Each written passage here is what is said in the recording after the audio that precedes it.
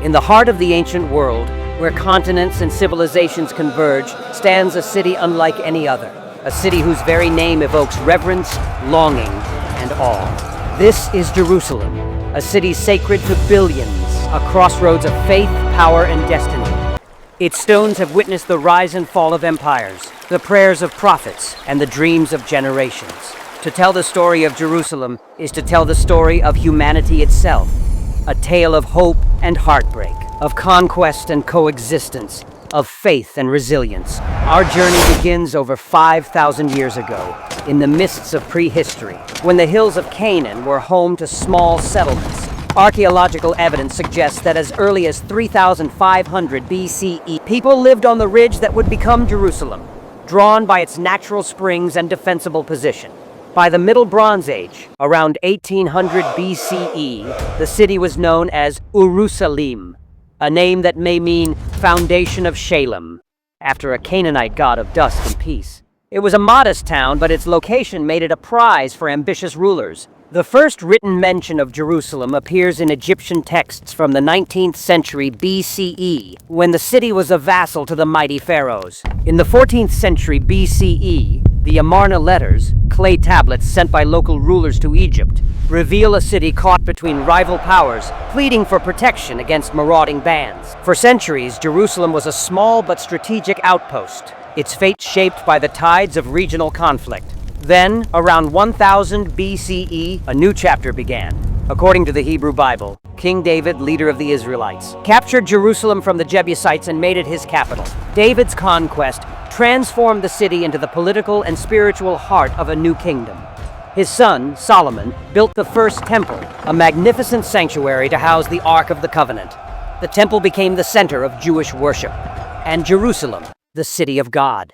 For nearly 4 centuries, the first temple stood as a symbol of faith and unity, but the city's fortunes were always precarious. In 586 BCE, the Babylonian king Nebuchadnezzar II besieged Jerusalem, destroyed the temple, and exiled much of the population. The trauma of exile seared itself into Jewish memory, but hope endured. When the Persian Empire conquered Babylon in 539 BCE, King Cyrus the Great allowed the Jews to return and rebuild. The Second Temple rose on the ruins of the first, and Jerusalem was reborn. Over the next centuries, the city flourished under Persian, then Hellenistic rule, as Alexander the Great's conquests swept across the region. The Seleucid kings, successors of Alexander, tried to impose Greek culture, sparking the Maccabean revolt in the 2nd century BCE. The victorious Hasmonean dynasty restored Jewish independence, and Jerusalem became a beacon of faith and resilience. But independence was fleeting. In 63 BCE, the Roman general Pompey entered Jerusalem, and the city fell under Roman sway. Herod the Great, Rome's client king, rebuilt the Second Temple on a grand scale, creating a wonder of the ancient world. Yet beneath the surface, tensions simmered. In 66 CE, Jewish rebels rose against Rome. The Romans responded with overwhelming force. In 70 CE, after a brutal siege, Jerusalem was destroyed. The temple burned, and thousands killed or enslaved. The loss of the Second Temple was a shattering blow. But Jerusalem's story did not end. In 135 CE, after another revolt, the Romans expelled the Jews, rebuilt the city as Aelia Capitolina, and banned Jewish settlement. Yet the memory of Jerusalem burned bright in Jewish hearts, a symbol of hope and return. For centuries, Jerusalem was a provincial backwater in the Roman, then Byzantine empires. But in the 4th century, a new faith transformed the city's destiny. Christianity, once persecuted, became the empire's official religion. Empress Helena, mother of Constantine the Great, journeyed to Jerusalem and identified sites sacred to Jesus' life and death. Churches rose on these holy places, and pilgrims flocked from across the world. Jerusalem became the spiritual center of Christendom, a city of miracles and martyrs. In 638 CE, a new power arrived at Jerusalem's gates. The armies of Islam, led by Caliph Umar, entered the city peacefully. For Muslims, Jerusalem was already sacred, the site of the Prophet Muhammad's night journey and ascension to heaven.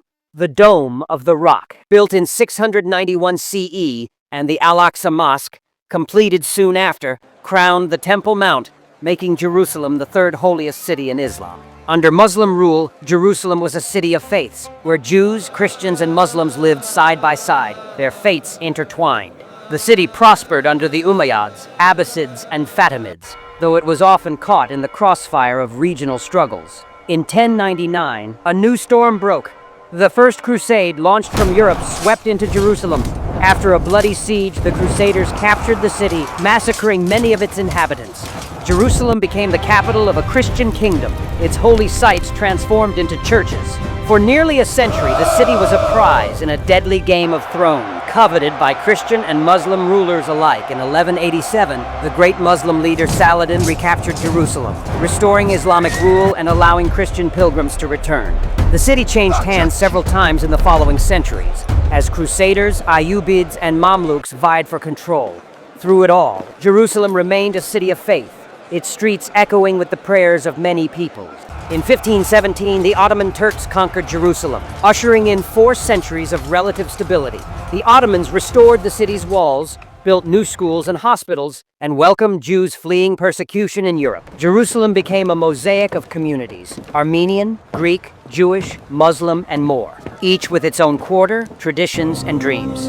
By the 19th century, Jerusalem was a city of about 15,000 people, its ancient walls enclosing a labyrinth of narrow streets and sacred sites. But the world was changing. European powers, driven by religious fervor and imperial ambition, turned their gaze to the Holy Land. Archaeologists, missionaries, and diplomats arrived, bringing new ideas and technologies. The city's population swelled, and new neighborhoods sprang up beyond the walls. In 1917, as World War I raged, British forces captured Jerusalem from the Ottomans. The Balfour Declaration, issued that same year, promised a national home for the Jewish people in Palestine, setting the stage for decades of conflict and hope.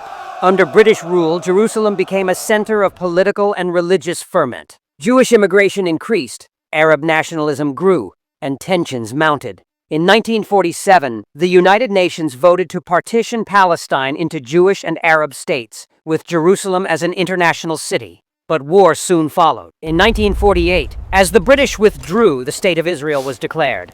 Arab armies invaded, and fierce fighting engulfed Jerusalem. When the guns fell silent, the city was divided. West Jerusalem under Israeli control, East Jerusalem, including the Old City, held by Jordan.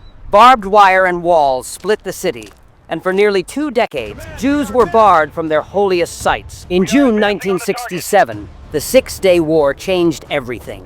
Israeli forces captured East Jerusalem, reunifying the city under Israeli rule. For the first time in centuries, Jews could pray at the Western Wall, the last remnant of the Second Temple. The city's holy sites were open to all faiths, but the wounds of conflict remained. Jerusalem became the capital of Israel, a symbol of national rebirth and spiritual longing. Yet for Palestinians, East Jerusalem remained the heart of their own aspiration, a future capital, a city of memory and hope.